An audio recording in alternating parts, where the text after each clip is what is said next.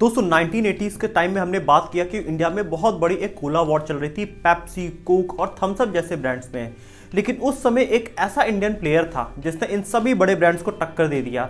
हम आज बात करेंगे इस वीडियो में रसना के बारे में कि रसना ने कैसे कोको कोला के मार्केट को हिला के रख दिया।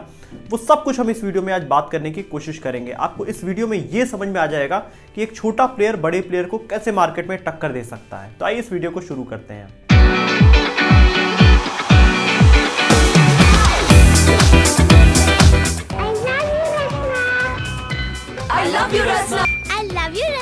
हेलो दोस्तों, मेरा नाम है दीपक, आप देख रहे हैं डिजिटल लॉट। तो दोस्तों सबसे पहले आप सबको थैंक यू, क्योंकि आपने हमारी सबसे पहली डॉक्यूमेंट्री कोला वॉर को बहुत ज़्यादा सपोर्ट किया।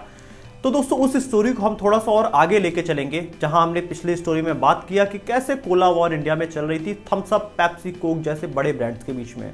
लेकिन उसी समय एक ऐसा पारसी बिजनेसमैन था जिसने इसमें भी एक बड़ी अपॉर्चुनिटी देखी।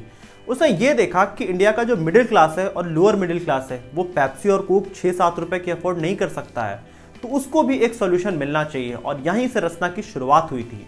तो आइए इस वीडियो को शुरू करते हैं। अगर आपने कोला वॉर नहीं देखा है तो आप पहले वो वीडियो देख लीजिए, फिर आप ये वीडियो बहुत ईजिली आपको समझ में आएगी।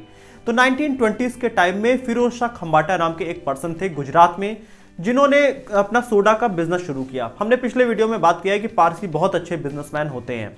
इन्होंने अपना बिजनेस शुरू किया और सोडा बेचना चालू कर दिया। 1950s के अराउंड इन्होंने देखा कि इंडिया का एक बड़ा मार्केट तैयार हो रहा है, जहां पे लोग बेवरेज अलग अलग पसंद कर रहे हैं। इन्होंने सबसे पहले भारत में सॉफ्ट ड्रिंक कंसंट्रेट बेचना चालू किया, मतलब कि पैकेट के फॉर्म में, जिस तरह से हम रसना पीते थे। सबसे पहले इस ब्रांड का नाम रखा गया था ज़ेफे, और इन्होंने इंडिया में बिजनेस करना चालू कर दिया था। साल 1962 में अरीस खंबाटा, जो कि इस फैमिली की दूसरी जनरेशन थी, उनकी एंट्री होती है। उन्होंने देखा कि इंडिया में लोग अब नए नए ड्रिंक्स पसंद करते जा रहे हैं, तो इन्होंने अपना मार्केट और एक्सपेंड किया और अपने प्रोडक्शन यूनिट्स इंडिया में बढ़ाए। इन्होंने 5 प्रोडक्शन यूनिट्स गुजरात में खोल दिए, जिससे कि लोगों को इजीली ये सॉफ्ट ड्रिंक्स मिल सके, और इन्होंने अलग अलग उसमें फ्लेवर्स लॉन्च किए। अभी तक इंडिया के जो बेवरेज मार्केट में था, सब कोई बड़े लोगों को टारगेट कर रहा था जो कि महंगी ड्रिंक्स खरीद सके। लेकिन यहाँ पे बच्चे सबसे ज्यादा पसंद करते हैं सॉफ्ट ड्रिंक्स, लेकिन उनको कोई टारगेट नहीं कर रहा था और उनकी पहुंच तक कोई ड्रिंक अभी तक नहीं बनी थी। रसना ने यहाँ पे एक बड़ी अपॉर्चुनिटी देखी और उन्होंने सीधा सोचा कि हम सीधे बच्चों को ही टारगेट करेंगे सबसे पहले। और रसना ने यहाँ पे अपना सबसे पहला ad campaign I love you Rasna launch किया, जो कि रातों रात मार्केट में हिट हो गया और बच्चे बहुत ही चाव से पसंद करने लगे। स्कूल से आते ही बच्चे सबसे पहले इंडिया में रसना की डिमांड करना चालू कर दिया था। इतना बड़ा इस मार्केट में अपना इन्होंने ब्रांड प्रेजेंस बना दिया। रसना का सबसे बड़ा फोकस था कि वो लोगों को एक अफोर्डेबल सोल्यूशन प्रोवाइड करें। इसका मतलब है कि रसना ने अपने एक पैकेट के अंदर 30 से ज्यादा ग्लासेस बनाने का यहाँ पे दावा किया कि मतलब आप एक पैकेट अगर इनका लेते हैं तो आप उसमें चीनी और पानी मिला के आप 30 से ज्यादा ग्लासेस बना सकते हैं। एक मिडिल क्लास के लिए बड़ा अच्छा सोल्यूशन था, क्योंकि अगर पूरे एक 6-7 लोग की फैमिली को अगर एक सॉफ्ट ड्रिंक पीना है, मान लो दोपहर में या इवनिंग में, तो उनको अगर कोक खरीदने जाते हैं तो उनके 50 रुपए करीब खर्च हो जाते हैं। लेकिन रसना के एक छोटे से 5-10 रुपए के पैकेट में एक पूरी फैमिली यहाँ पे सॉफ्ट ड्रिंक पी सकती थी। ये लोगों को बहुत ज्यादा पसंद आया। ब्रांड ने यहाँ पे अफोर्डेबिलिटी पे बहुत ज़्यादा फोकस किया। इसका मतलब ये था कि आप शुगर खुद से ऐड कर लीजिए, तो यहाँ पे कंपनी का शुगर का कॉस्ट बच गया। और इन्होंने अपने सारे एड्स में ये दिखाया कि लोग, मतलब जो भी बच्चे हैं या कोई पेरेंट्स है, वो उसमें शुगर ऐड कर रहे हैं, रसना ऐड कर रहे हैं पानी में और मिला के फिर पी लेते हैं। इसका मतलब ये था कि आप शुगर खुद से ऐड करिए, और ब्रांड ने स्लोली यहाँ पे लोगों तक ये बात पहुंचा भी दिया। इस वजह से रसना अपना मार्केट प्रेजेंस इतना बड़ा करता गया। 80s में रसना अपने मैन्युफैक्चरिंग प्लांट और इंडिया में अपने आप को ज्यादा अफोर्डेबल बनाने पे फोकस किया। कंसंट्रेटेड सॉफ्ट ड्रिंक के मार्केट में रसना ने 1980s में अपना ब्रांड प्रेजेंस पूरी तरह से बना लिया था, और इसको देखते हुए किसान और कुछ नए ब्रांड्स आए और वो रसना से compete करने की कोशिश की। उन्होंने भी सोचा कि हम इस मार्केट में कुछ कैश कर लें, लेकिन रसना ने किसी को अपने आगे टिकने नहीं दिया, क्योंकि उनका अप्रोच था वो बच्चों तक पहुंचना चाहते थे। इसके पहले जितने ब्रांड थे, कोक और थम्स अप जितने थे, वो बड़े लोगों को टारगेट करते थे, बच्चों को कोई नहीं टारगेट कर रहा था। हमने पिछली वीडियो में भी बात किया था कि कोलगेट जैसा जो ब्रांड था उसने भी सिर्फ बच्चों पे ही कंसंट्रेट किया, और आज कोलगेट का इंडिया में 53% से ज्यादा मार्केट शेयर है।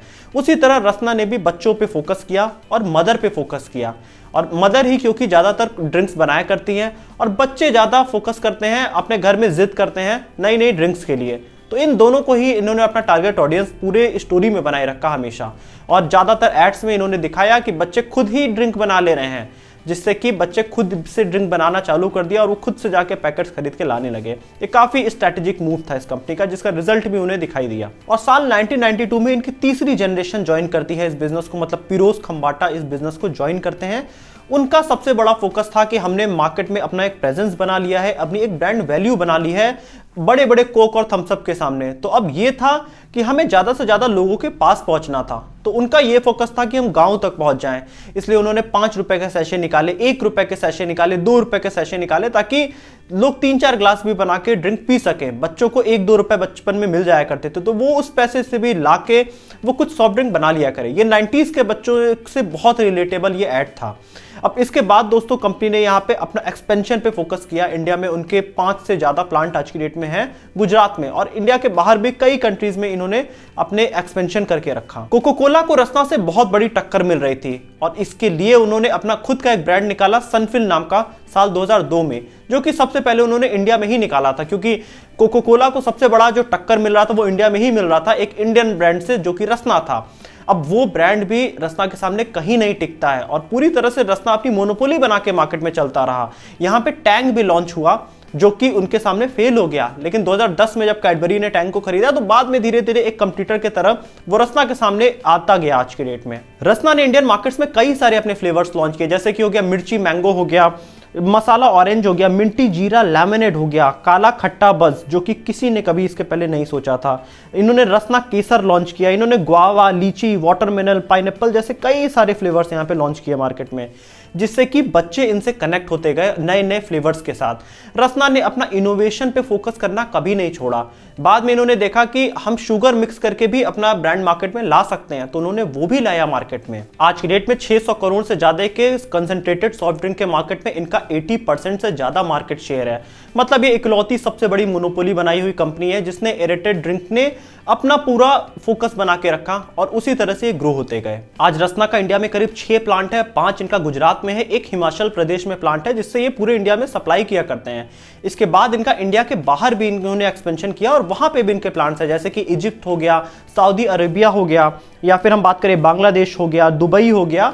इन सब टाइप के कंट्रीज में इन्होंने अपना ब्रांड प्रेजेंस बहुत बड़ा बना के रखा। और 2011 में इस कंपनी का जो मार्केट शेयर था, रेवेन्यू, वो करीब 3.5 बिलियन रुपीस था, जो कि एक बहुत बड़ी क्वांटिटी होती है उस मार्केट में जिसको थम्स अप, कोक जैसे बड़े ब्रांड ने कैप्चर कर रखा हो। आज के डेट में रसना को कुछ बड़े ब्रांड्स बड़ा कंपीट कर रहे हैं, जैसे कि रियल जूस हो गया, ट्रॉपिकाना हो गया। ये सब टाइप के जो जूसेस हैं ये रसना को एक बड़ी टक्कर दे रहे हैं, क्योंकि आज जो इंडियंस हैं वो मोस्टली उनके पास पैसे हैं और रसना एक अफोर्डेबल सॉल्यूशन की तरह इंडिया में आया था। तो आज लोगों के पास पैसे हैं तो लोग पैसे के साथ नई नई चीजें टेस्ट करना चाहते हैं, अप्लाई करना चाहते हैं अपने लाइफ में, जहां पे रसना कुछ हद तक कभी कभी फिट नहीं भी बैठता है। 2010 के बाद रसना ने अपना हेल्थ ड्रिंक्स भी कुछ लॉन्च किया। रसना हनी बीटा लॉन्च किया, बादाम बीटा लॉन्च किया और रसना हनी लॉन्च किया। ये सब कुछ नेचुरल प्रोडक्ट थे। रसना चाहती थी कि जो लोग अपने हेल्थ कॉन्शियस होते जा रहे हैं 2010 के बाद, वो भी रसना से जुड़े, इसलिए इन्होंने साइना नेहवाल के साथ यहाँ पे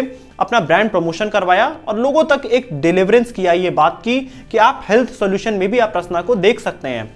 रसना के आज के डेट में भी अगर हम देखें तो सबसे बड़े ब्रांड एम्बेसडर बच्चे हैं, वो बच्चों पे ज्यादा फोकस किया करते हैं।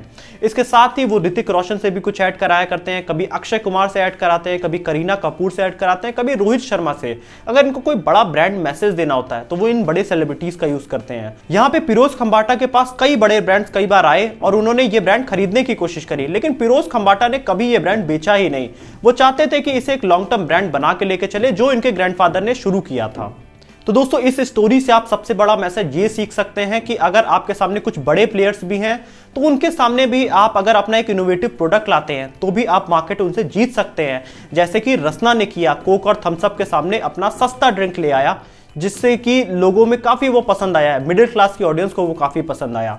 तो दोस्तों यही था आज का वीडियो। अगर आपने कभी रसना पिया है तो आप कमेंट ऑप्शन में लिख के आप अपना एक्सपीरियंस बताइए, और अगर आपको वीडियो अच्छी लगी तो आप इस वीडियो को लाइक करिएगा, चैनल को सब्सक्राइब करिएगा और बेल आइकन भी प्रेस करिएगा।